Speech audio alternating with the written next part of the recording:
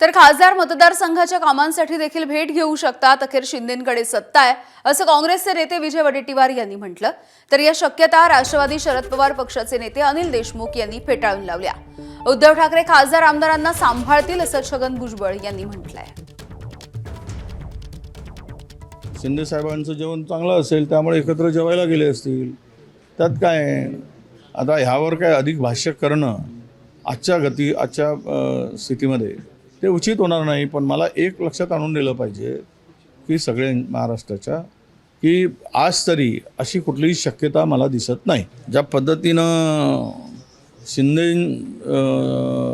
साहेब अस्वस्थ आहेत सत्तेमध्ये असूनसुद्धा, त्यांचे अनेक मंत्री अस्वस्थ आहेत, एकमेकाची तारीफ करून एकमेकाशी जवळ येणं हे चांगले संकेत आहेत असं मी मानतो। त्याला वेगळ्या अँगलनी बघण्याची गरज नाही।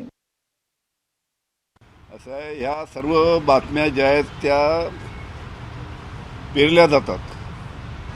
त्याच्यामुळे ऑपरेशन टायगर कुठेही अस्तित्वात नाही आणि ज्या पद्धतीनं एकजुटीनं सर्व ठाकरे गटाचे खासदार उद्धवजी ठाकरे यांच्या पाठीमागे आहेत, त्याच्यामुळे असं घडणार नाही याची सर्वांना खात्री आहे।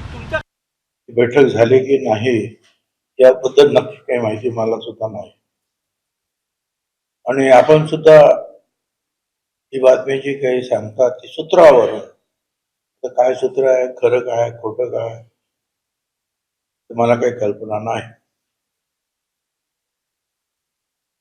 परंतु मला असं वाटतं की उद्धवजी ठाकरे जे आहे ते स्वतःच्या खासदारांची आणि आमदारांची